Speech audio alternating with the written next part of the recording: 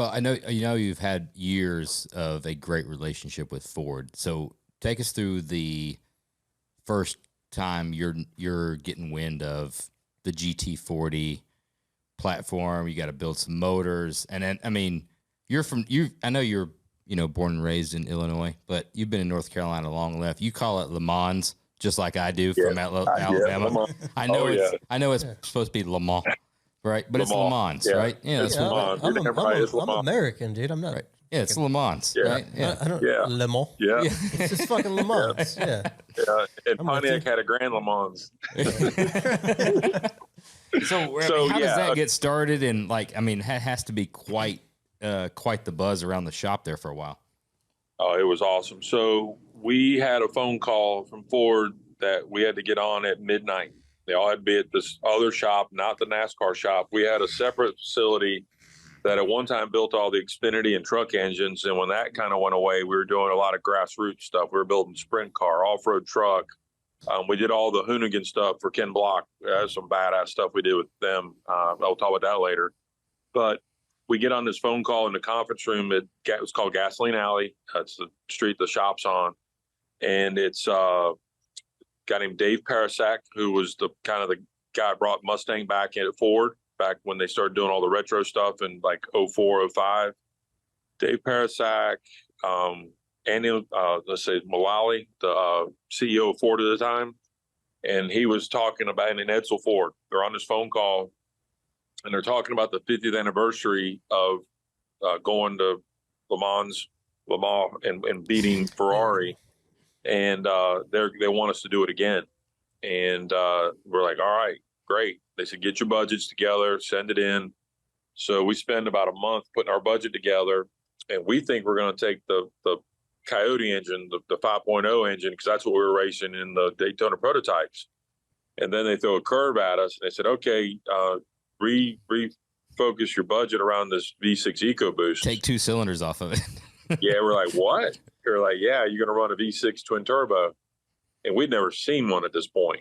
And they said, what we want you to do is get it ready to run in Daytona prototypes for a couple of years, get it ready, proven out, and then we're going to put it over here in the Ford GT.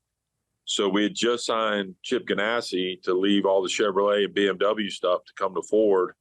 And we had a hell of a run with Chip. We were winning the Rolex 24. We were winning Sebring. We won a ton of races because his team was set to win, and we worked our asses off on that engine. And so we come to the final meeting, and we put this budget together about what it was going to take to run. We wanted to take 8 Ford GTs out there. And Mullally gets on there and he said, you guys are fucking idiots. There's no way I'm spending $300 million to wave a flag over in Europe. He said, I can launch 3 new car platforms that give our shareholders dividends. He said, this thing's over. And he hangs up. And we're all looking at each other in our building like, what just happened? And he was serious. He was serious. It's shit can. It's done. So Parasak and Raj Nair, he was the chief technical officer. They called us the next morning, apologized, and said, all right, let's do this with 4 cars. Let's cut it in half. Get really nimble, guys. How can we do this? So we took a $300 million budget, which was crazy with all the testing and engines and cars we were going to do. I think we cut it down to about 80 million. And they signed off on it. And it was called Project Phoenix because the original one it was Project Silver. They wanted us to go on the 50th anniversary.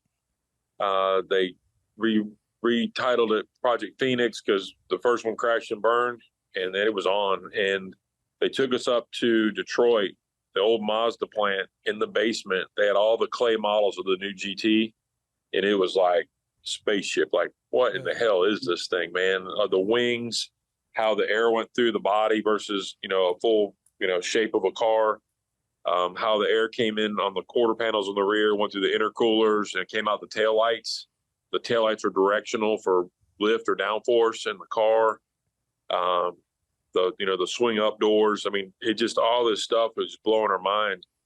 And we said, you're serious? We're going our way. And they said, yeah. And they said, well, just a little bit of pressure. 50 years to the day you want to go over there and sit on the pole and win the race just like you did.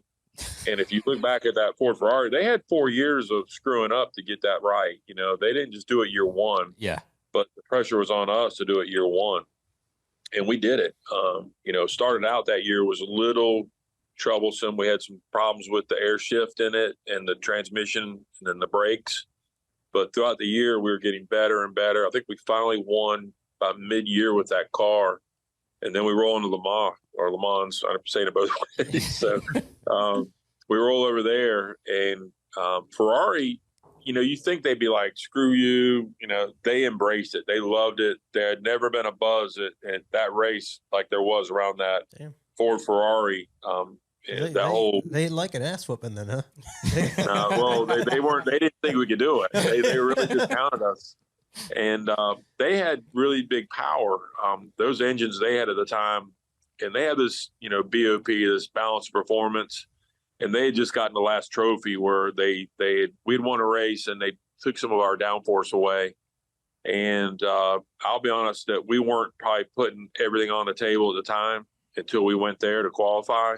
Of course. And we should have gone 1, 2, 3, 4, but we qualified first, third, and fourth, and I think in fifth. We missed the top 4 by 1 spot. And then they were like, oh shit, they're ready. And then we went to the race, and if you watch that race, any of the S's, any of the turns, those GTs were just so badass getting in and off the corners. Just they were so nimble and agile. And the Ferraris had the big power, but they couldn't catch us through the corners. And that Muslin Straight used to be 8 miles. Well, they got chicanes in it now, and we factored for that. The downforce of the car, the turns, the bank, the cornering, and then the mild banking really lended itself to that GT. And to come out of there with that win, and then Edsel Ford has been in our corner for many, many years, and to see him smiling and crying, saying, man, I was 17 with my old man here when we did this with, you know, the old stuff with Carroll Shelby in the Ford group, and to come back and do this again 50 years to the date, you have no idea what it means to my family. And to be a part of that really meant something to us. So yeah, it's pretty damn cool stuff.